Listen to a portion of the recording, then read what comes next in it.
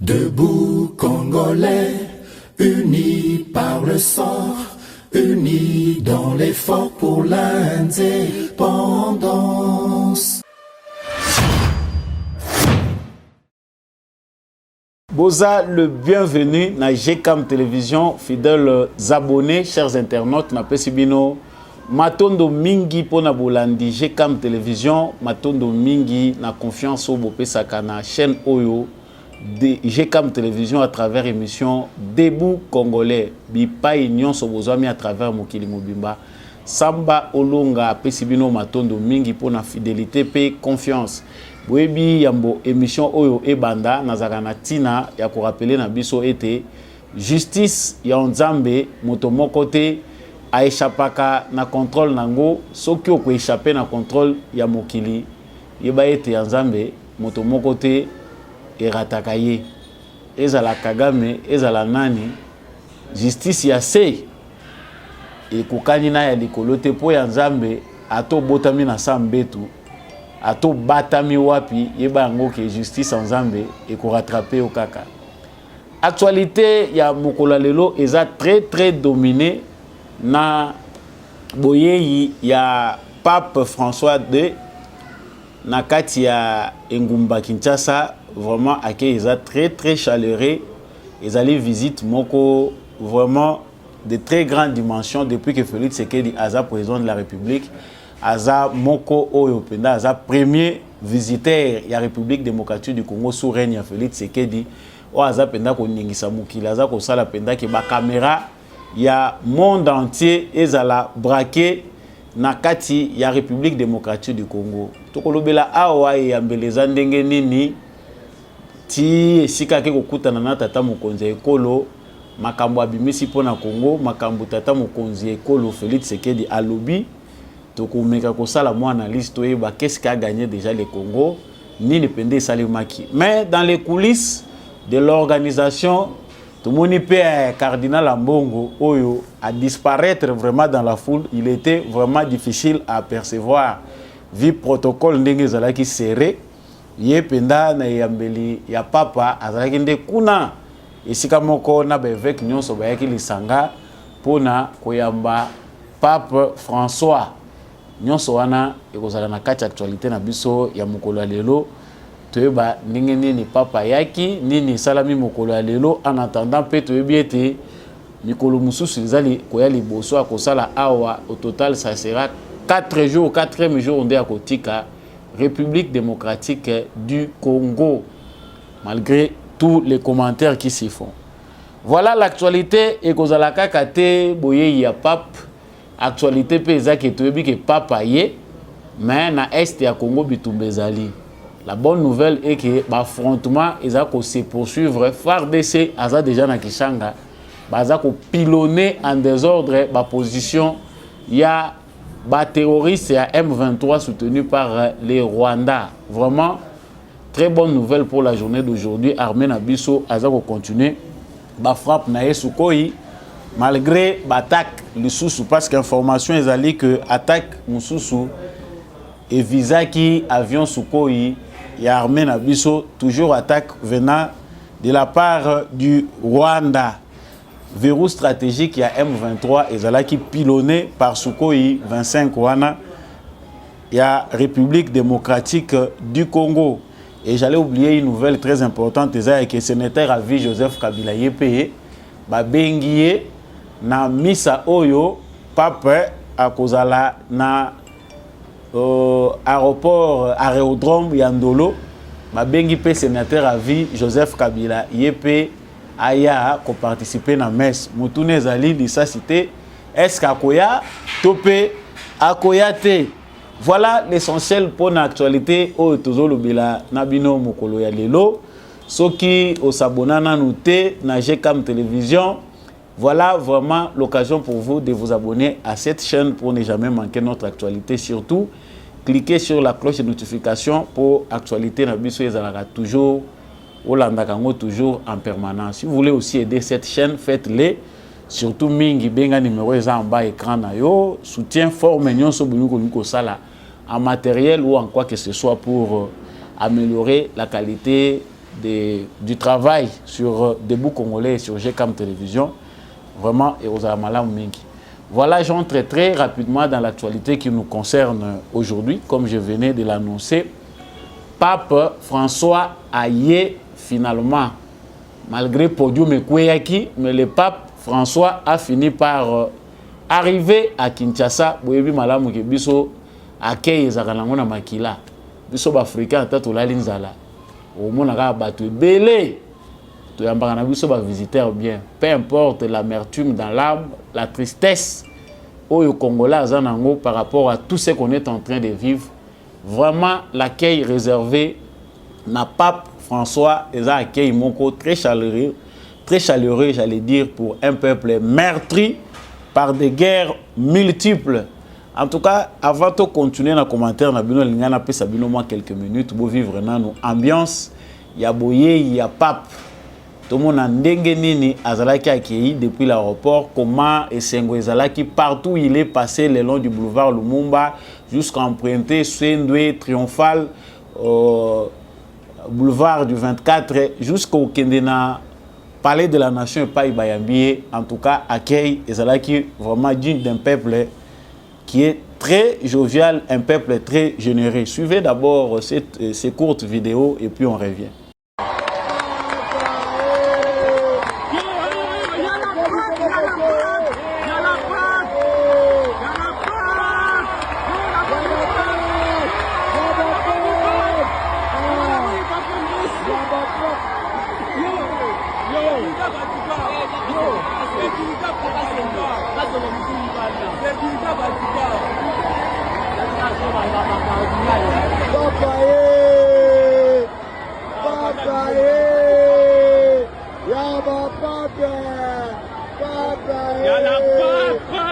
Voilà. Binomoko, vous constatez que Congolais, vraiment, c'est un peuple, le peuple congolais est un peuple généreux, est un peuple très accueillant.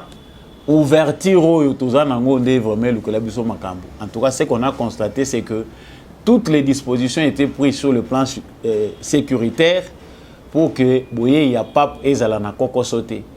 Et en plus de la journée, dengue ba décréta que ezali demi-journée fériée. Tout le monde vraiment que batte belé pe babimagité boulevard Lumumba eza polele penda ya polele bato balobi soki ki chasse ezalaka boye. Vraiment nous qui prenons de temps en temps le transport en commun, prenons des motos. Tout le monde vraiment que ordre pendé côté sécurité et salami penda na ndenge zalaka penda tout le monde que ba mura oyo ba komi ko benga wa shikata les Congolais ba linga ko pesa ba kombo.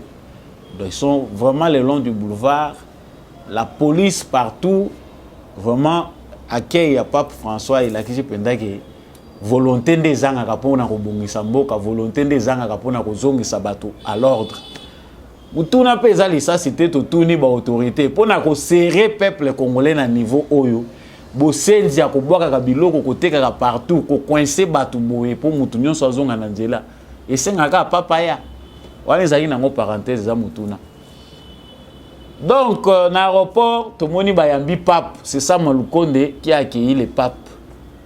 Sama Lukonde a accueilli le pape pour quitter un avion. C'est Sama Lukonde qui le reçoit. Tala musika oyo, ne bozo mona wana photo wana cardinal Aza. Moni biloko mususu tolobaka ngo awa. La langue qui parle beaucoup, c'est elle qui pêche. Tozo bongisa na biso ko ya papa wa gouvernement za ko sala nyonso po kimia ezala entente ezali entre l'église et l'état mais cardinal asuka betika ka libanda te papa yeko se polisa politicien te ayepe na invitation ya mutu moko te ah bon donc yo papa nde yo mutu bengaki ye ou bien papa yaki parce que ayepo ya ko mona yo cardinal ou bien aye ko mona ba évêque to église catholique. Aïe sur invitation à un chef d'État, à Zapena Ranaye, ou pas à jouer diplomatie naïe. Politique, ils ont un makambu belé. Tala musika au cardinal a commis. Mouto a représenté l'église. Tala musika au cardinal, confondu dans la foule des évêques. Cardinal a zomona na te, papa pesina numbote na musika. Donc il a fallu papa vendre kuna aller. Cardinal a yé na éviter ce qui cardinal yé moko mutakoloba. Ngai cardinal hein. Ce qui peut papa yé bien payer longi malamu pour bilongi peut papa yé baiser belé. Ti l'état découvrir que ah wapi cardinal on n'a pas mbola qui yé. Il faut être humble. Félix Tshisekedi était tellement bon avec les cardinals que zalaki nango peu possible que na ba organisation protocolaire na protocole d'état bakoka pe ko chape que non ça malukonda za pe wana cardinal pe aza mopanzi représentant na compte ya église mais tala musiko zalaki biloba lobeleki mingi bato musu bakoloba o polémique bune bolinga kimia te non biso antokoloba vérité makambo biso tomoni. Le cardinal a fait quelque chose qui n'est pas bon. Créer des débats. Nous avons vécu ici avec cardinal Laurent Moussengo Passigna. Certainement, il n'a pas fait que du bien. Asali mabe mingi na Congo. Mais azalaki monoko soupu boete. Azalaki ko battre la paix maloba. Soka bimi malgré mabe na yeye pas azalaki nango. Soka bimi omoni ba propos na yeye pesé. Abimia walobika kakele médiocre dégage. Tout le monde ba kabilista ba komi mal à l'aise au moni partout. Ah Mosengo komi ko sakana na bato tout ça. Mais n'était pas obligé de temps en temps les kakana média ba évêque liboso yo na sima. Bisika nyonso cardinal Azali. En tout cas, nous avons connu au tozani na minute lokola cardinal. Tu dis que ba cardinal au biso to connaître na République démocratique du Congo ba leka ki peka kana nzela ba politique ko banda na cardinal Echao cardinal Malula qui a eu des problèmes avec Mobutu Echao aye avec les Kabila toye koto na cardinal Mosengo les Kabila toujours toyebi ke bosala kana bino politique mais politique eza pona basango te mboke kamba makana basango te mboke zo kamba na un président qui a un gouvernement ou le Kisaki. Heureusement que Félix Tshisekedi n'est pas quelqu'un de rancunier. Mais tout maintenant pousse à croire que le pape vient sur une invitation d'État. Non seulement l'église catholique du Congo, mais ailleurs aussi, ailleurs comme un chef de l'État. Il y a Vatican. Pour Azanango sur le plan diplomatique, Yango Félix Tshisekedi Azanango besoin. Pour que nous écoutons la bien, car on a mis ça. Parce que a un agenda ya pape et ça prévu que tête à tête na cardinal. C'est que ça la voyage mususu apostolique ou que écoutons na pape pour que ça ait payé au compte rendu ou bien dingue. On comprend que nos responsables de l'église catholique du Congo ceux qui bazalaki bato moko oyo bazana bolingo ya Congo balingaki pe bazala porte étendard ya pasi ya ba congolais auprès ya Vatican parce que diplomatie wana ya Vatican eza ko compter ezo ko peser lourd na balance ya monde papa ye to moni akei aleki en tout cas ndenge na uti ko lobango abo moni bino moko visite eza très chaleureux nga pena nazo kamwa j'admire notre peuple, le peuple congolais, pour la batundenge baza amassé le long des routes, le long des carrefours, baza kolanda bambangu, le pape est venu très même hier mon quoi impressionné parce que accueil ya ba congolais za spontané hein? Il suffit qu'à sangoué tambola bateau baza amassé le long des routes, ce n'est pas seulement les catholiques mais c'est tous les congolais l'enthousiasme wana mutunyon sazo pepa loboko na en tout cas papa yambami malamu. Sous l'angle diplomatique, voilà ce que voulait aussi lancer comme message Félix Tshisekedi. Mobilisation où ils ont utile pour te profiter paix na tribune, il n'y a pas pour te lancer message. Je continue. Papa Kei a commis à parler de la nation, les basali tête à tête na bango ndenge bozomona na bilili wana tête à tête na bango na Félix Tshisekedi président de la République, babimi il faut basala ba discours na bango. Discours ya président c'est ça même le fond, la base de sa diplomatie. Bino bato yo bomona ki tina ya pape na Congo te. Eza mabeto toujours partager ba idée parce que pour certains, eza distraction te. Ndenge na uti ko lobango awa, le Vatican a un très grand rôle à jouer au sein de la communauté internationale. personnalité ya pape wana azana mot à dire na États-Unis na ba pays ebelé Occident comme na Orient, il a un mot à dire na ba conflit au union seza ko tambola ao. Cette diplomatie là de Félix Tshisekedi qui a poussé le pape à venir ici, et cette diplomatie moko agissante, on peut dire que le Congo a gagné. Ceux qui osent comprendre les bénéfices, le Congo a beaucoup gagné à travers la visite du pape. Ba caméra o eza braqué, maloba o eza ko bimawana, eza kozala obligé, eza suivi na ba acte. Discours ya président Félix Tshisekedi makambo ya lobby, ceux qui toko ko sala synthèse nango. Le président Félix Tshisekedi a étalé la situation. A pesi passe ya population, a lobby kokufa ya ba Congolais. Nini tozali penda kokufela penza, mabelo tozali kokufela ba minéré na biso, o esali que des millions et des millions de Congolais ba kufa. Lelo baza ko lobi la protection ya zamba, protection ya nature, transition écologique, baza ko luka ke climat ezala stable na monde, toujours faire partie. Yo pe pas posa ko plaider pona yango. Mais biso Congo tozana bassin wana ao. Mais ba guerre, ba rébellion, ba agression multiple au Congo za ko vivre réseau permettre. C'est vraiment le plaidoyer d'un chef de l'État auprès de son homologue qui a un grand poids politique à travers le monde. C'est ça même la diplomatie. Ce plaidoyer est important parce que Mukili Mobimeza Rolanda. Ce qui baroya oyebisa yo makamususu na se pour bosala ndenge bosala mais au moins nous les Congolais na Congo na République démocratique du Congo toyebisi yo ango à haute voix. Le message n'est pas seulement destiné au pape mais à toute la communauté internationale. Le président Félix Tshisekedi parle de l'indifférence de la communauté internationale. Il parle de l'injustice aux Congolais azali ko subir à travers le monde. Malgré nous biso toza ko connaître, mais la communauté internationale nous regarde avec un regard d'indifférence. Baza ko considérer bisoti. C'est un plaidoyer toza ko lobana yo, Saint-Père toza ko lobana yo pour o loba pe cause na biso. Voilà pour ce qui est de la synthèse. Il y a discours, il y a président Félix Tshisekedi. Kasi RTNC. Papa Zoloba, biso mo eto ka discours a papa ezate. Ata ba bimisi mbongo ba tebino na ba condition nyonso po biso tozo makambo bien, ba trou noir ezanga kate. Ba autorité ba tie ba casque na bango matoi ya po ba zo interprète, mais na RTNC tozo ka interprète.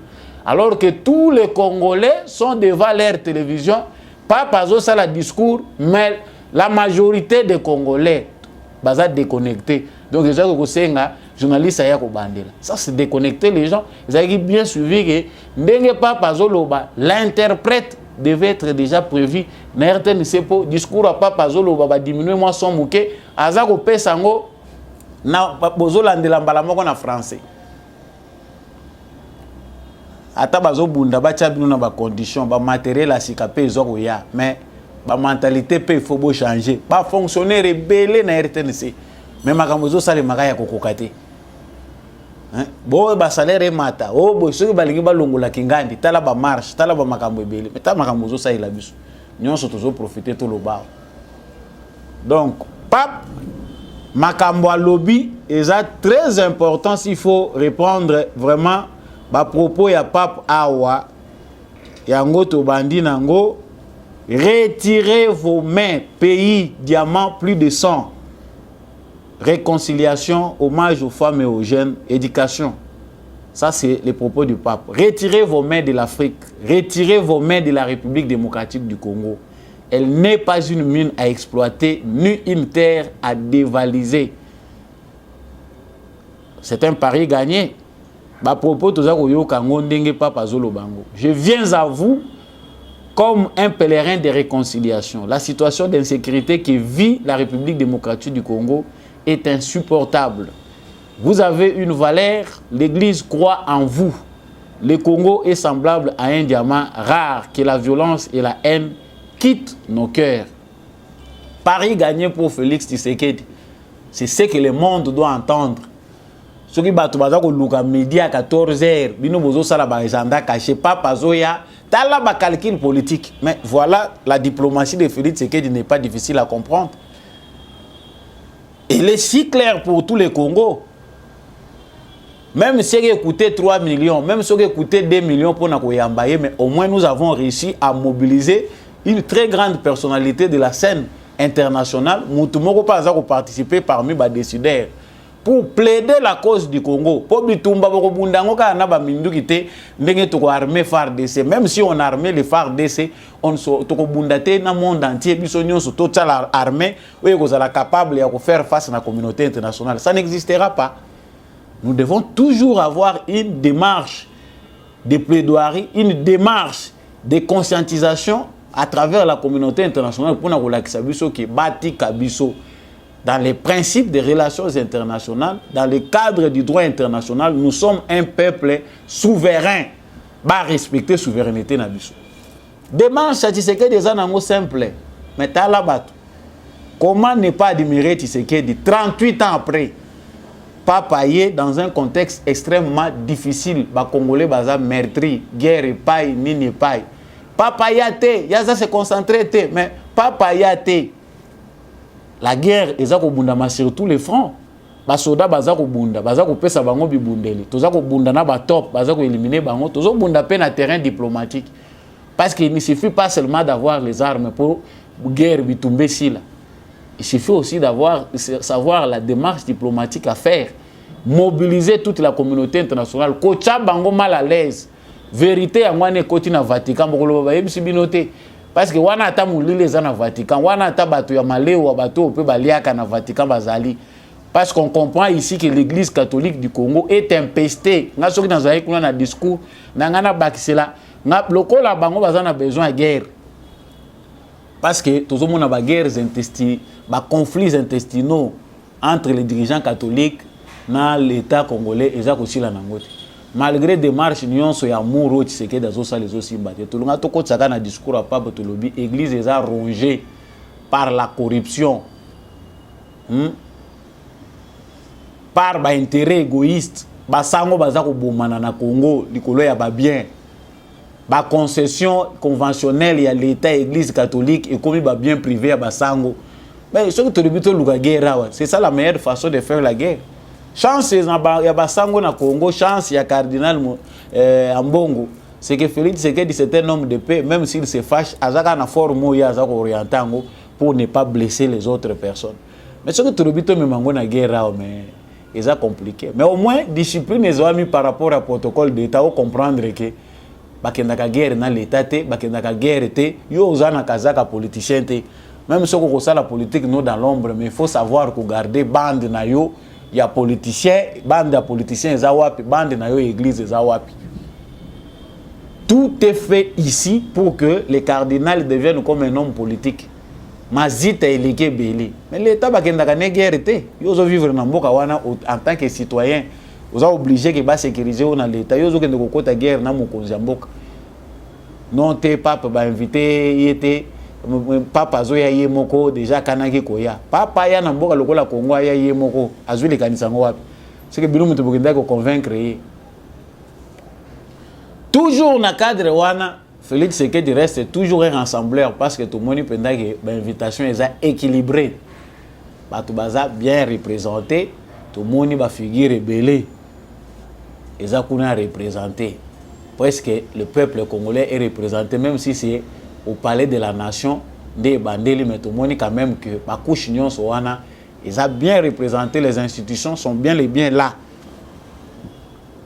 Notre sénateur à vie, Babengisiye, Eskakoya. Parce que mon nom BP Soke Leki, Bago ça per basal pe les au nom de la paix. Parce que nous avons connu ici l'alternance pacifique, civilisée du pouvoir. Pourquoi la pas payé? Et ça peut être un président Simbi, Mouninga Naye, Oyo, Basalaki Naye, passation de pouvoir. Ah, Oumoni Joseph Kabila, Yeyo. Ça fait aussi la beauté de la démocratie. Mais le président honoraire Nabiso Mouteme Zaba Linga Singa, Moutema Yena Mwasi Naye, Bakangi Congo catch. On dirait bon nyonso parce que le Congo a tout donné à ces là. toyebi forme boyelaki, toyebi ndenge bokomi, ba millionnaire, ba milliardaire. Mais au nom de la paix, hein, tout le monde a pu, na cadre ya venir, il y a pape, ndenge pape azoya au nom de la paix, le sénateur à vie et président honoraire Joseph Kabila a rendu visite au président de la République. Mais le col là-bas piège à Ouezaki, sénateur à vie avant qu'il le la détenteur. Bah les obéta makuna mais ya vandi orge, azozela ke ba les soke kitinga na marqué na zonga lisusu. Voilà tout. Moyen peut perdre dans la Nessengoya pas pesate. Après 18 ans, vous n'avez pas pu mobiliser la communauté internationale autour de la paix au Congo. Cette démarche était facile, elle ne coûtait pas beaucoup d'argent. Il suffit seulement d'avoir la volonté de représenter le peuple congolais. Kabila qu'il a mal représenté les Congolais. Les Congolais étaient sous-représentés. Kabila piège. Et même si Akoya, Sony ya modèle wana. Bateau yo maîtrise, logo yo kokai ko salati. C'est que toi tu n'as pas pu faire parce que ça c'est simple à faire. Si Kabila était un bon représentant du peuple congolais, démarche pendant 18 ans, il avait suffisamment de temps pour mobiliser toute la communauté internationale. Mais il ne l'a pas fait parce que il était destiné à préparer les lits de l'occupation rwandaise, de l'infiltration, du désordre que nous avons connu. Tshisekedi veut une autre image du Congo. Tshisekedi veut une belle image du Congo. Tshisekedi a lingi que Congo et bimi ça peut apparence à bien. Ba yebi Congo mboka yemi Congo ya boye moyen ya ba visiter à Malonga. Exacte, nous sommes isolés de la scène internationale. Ceux qui ont une démarche qui peut être la bonne démarche, il faut que yakana sangi na yo. Ceux qui ont une démarche qui peut être la bonne démarche, il faut que la kakande basukoi basombi ngo lisusu 50 ba tiango na ba province nyonso. Sachez-le que cette démarche aussi c'est une démarche très capitale parce que elle permet que le monde entier découvre ce qui se passe au Congo. Baïba pe que Congo pe towe kota lango na regard moko positif qu'il y a du nouveau au Congo. Nous devons soutenir cette démarche-là. Tokanga mite mate bandeko. Oh pape, wana izaka ba dépense. Ba communicateur a PPRD depuis podium ekweyi. Bango ba se focaliser ka wana. 250 000 ekweyi, détournement, encore des détournements, campagne de diabolisation. Pour nini bo présenter ka Congo na image à mabe. Yo zana stade à martyr, podium ningani na mupepe. Parce que nanu basisa qui ko installer en côté au filmer au tien réseaux sociaux. Image nini yo linga ope samboka. Bakanga bango. Parce que ça aussi c'est un sabotage, c'est de la sorcellerie. C'est un incident qu'on pouvait arranger même à l'abri des caméras. Mais quand les Congolais ont filmé pour la donc yo zana stade mais yo moko wana nde mutoza su contribuer na malheur. Nous aurons compris que le Congo a gagné. Donc c'est le Congo qui gagne, chers Congolais, chers jeunes. Bissot photoyer que Congo en a beaucoup à gagner avec la venue du pape et d'autres visiteurs au Bissot Kosepela Koyamba. Le Congo a beaucoup à gagner dans le cadre de l'ouverture. Et tous en a devoir ya vendre malamu image ya mboka na biso. Tout est carré mboka na biso image ya basenzité ou basekerela dans n'importe quel moment. Voilà pour ce qui est d'important. Donc pour le reste, dans les émissions à venir, là on va à l'est de la République démocratique du Congo, côté au Papa Ekuna, Ezako Toka, Lisusu, Nakishanga, na FARDC. Donc l'information c'est que Basukoi, Nabiso, y a armée congolaise et bombardé position moko stratégique, il y a verrou. Oyo donc tout le ba verrou oyo ba tchaki na ba rebelle pour na ba protéger Kishanga pour ba avancer. L'avion a bombardé avion na biso militaire et bombardé ango et ça dit que tango avion za kozonga ba cibler ango lisusu na missile mususu ba attaquer ango lisusu essuyer lisusu ba balle toujours de la part ya ba militaire wana rwandais. Mais ce qui est vraiment à féliciter c'est que 2 jours oyo ba capturer bazako bakisama na rang ya ba militaire rwandais. Bana ya banani oyo bazoyaka kokangama na République démocratique du Congo. Babomi bango ebele, bakangi bango mususu ya kokanga. Donc jusqu'à cet après-midi, situation est que déjà FARDC azana kata Kishanga. On ne sait pas destination ni au bango bakokende. On toza ko lobake Uganda pas à voisin na biso. Si le Uganda est clair, pourquoi tu ko utiliser PT position ya Uganda pour ba avion na biso et survolaka espace na bango pour faire les mêmes gestes na Bunagana et d'autres endroits oyo ba armée rwandaise a tie ba position na ye. Que l'Ouganda soit clair, soit bazana biso, soit bazana bisoté. Et l'autre information importante qu'ils ont créé, ambiguïté ezali que communiquer oyo y armée congolaise, ezali kotali ça clairement de bozo mona communiquer wana l'armée congolaise a demandé na ba officier nyonso militaire rwandais oyo bazali na sol congolais ba ko quitter. Donc il n'est plus question que les officiers militaires rwandais qui sont sur le sol congolais va continuer aux Alawana. Je lis pour vous donc communiqué des forces armées de la République démocratique du Congo, forces armées, état-major général. Les officiers rwandais, membres de l'état-major de la force régionale de la communauté des États de l'Afrique de l'Est, ont été enjoints de quitter le sol congolais. Pour des raisons sécuritaires, la République démocratique du Congo a enjoint le commandement de la force régionale des États de l'Afrique de l'Est de rapatrier dans leur pays les officiers rwandais membres du quartier général de la force basé à Goma. Ces derniers ont déjà quitté le sol congolais et regagné le Rwanda. Suite à cette décision, le Rwanda a rappelé tous ces officiers faisant partie de tous les mécanismes régionaux basés en République démocratique du Congo. Et ça piège, et ça mutambo. Comment tu as mutu moko wana bazu ba officier na ye baza ko tcha bango na force régionale. Nous étions tous étonnés. Ndenge bozo mona na ba photo wana les officiers rwandais aux côtés de la force à EAC baza ko participer à la stratégie. Donc ça c'est une façon de nous prendre en étau, même si la vision est une solution internationale au baza ko imposer biso. Il ne s'agit pas ici des militaires rwandais na kati ya ba troupe ya EAC ba ye awa. Non. Parce que tout le monde bateau baza ko interpréter na manière na bango. Les anti-décisions du gouvernement. Ba le bino te, to yebisa ki bino awa, ba rwandais ba ko kota te, voilà les rwandais sont sur notre sol. Non. Chaîne ya commandement, toutes les forces régionales bazali inclus, ba pays nyon sont membres, bazali na ba officier na bango baza ko représenter bango na chaîne ya commandement wana na quartier général ya EAC, y compris les officiers rwandais. Donc suite aux informations reçues par l'armée congolaise, ezali suko senga te ke bato wana bazala na sol na biso. Allez, bokanga bisaka na bino, bino bokomisa ngo sujet débat. Bon débat.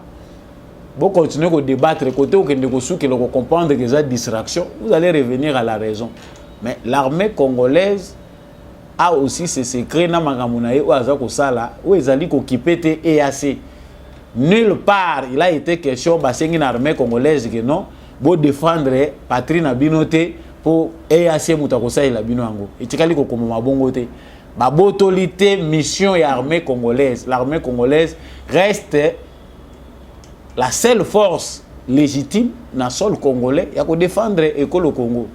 L'autre force en mission bazali na ba limite na bango na makambo batindeli bango. Jusque là musala baza ko sala eza ko réparer ba robinet. Parce que moi ba information comme ko circuler bino na ba WhatsApp ote ba vano wana ba réparer mai nyonso ya Ruchuru mai nyonso oye kabolaka kuna ba empoisonner ngo na force régionale congolais. Vous gagnez quoi en propageant de fausses informations? On ne gagne rien. Par contre, vous êtes en train de polluer vos propres frères. Partagez les bonnes informations. Mais à quoi ça sert d'intoxiquer les autres? Donc, pour rester à l'est de la République démocratique du Congo, les affrontements continuent à être FARDC na motema to soutenir l'armée na biso. Koya ya pas pété ki nango mutu distraité. Par contre, les rebelles, l'armée rwandaise va subir encore des défaites. Bango bazako se renforcer. Parce que guerre aux obunda de manière ouverte, na guerre aux obunda na hypocrisie et kokanité. Awa bafundi bino lisusu awa et pas pap. Na ba nombre ya bateau faut ba condamner bino ezako s'ajouter. Nombre ya bateau bazako crier sur l'agression rwandaise ezako bakisama. Ça fait partie de la solution. Voilà tout pour aujourd'hui. Na pesi bino matondo mingi na confiance bozo continuer ko pesa na GCAM télévision. Ya mutu ya ezali tozala éveillé. Ce n'est pas facile, le Congo est en train de traverser un virage important. Virage que nous avons traversé, nous avons la chance d'avoir un président qui a tous les atouts diplomatiques. Naba front ya Zobunda, il a besoin du soutien des Congolais. Tout ça la experté. Faisons notre part, restons éveillés et mobilisés pour l'assaut final. Que cela nous coûte, tout ça là, OESA part na biso. Surtout bilingue, jeunes gens partout, vous retrouvez à travers la République démocratique du Congo. Patriotisme, ezali et bundeli makasi au Congo, ils en ont besoin dans un moment précis. Voilà tout pour aujourd'hui. Je dis merci à Mbi Achakou qui était derrière cette caméra pour que ces informations vous parviennent. Merci beaucoup à l'apôtre Gérard Kabeya. Je remercie également l'homme de la vérité des urnes, Jean-Louis Timbalanga. Je remercie monsieur le maire adjoint en France, Boniface Mpunga. J'ai dit merci à maman Bilonda. Vraiment, merci beaucoup pour d'avoir partagé des bouts congolais Bozaï Belé.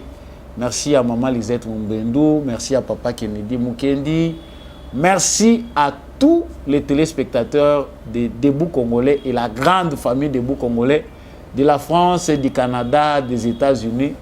Les téléspectateurs anonymes, boza ko sunga sangba olunga. Nazati na TikTok, naza ko miye bate, nazala na compte kuna te ya ko lobela makambo yo. Mais déjà beaucoup de singa kuna bozo partager tikuna. En tout cas, faites-le, c'est pour véhiculer vraiment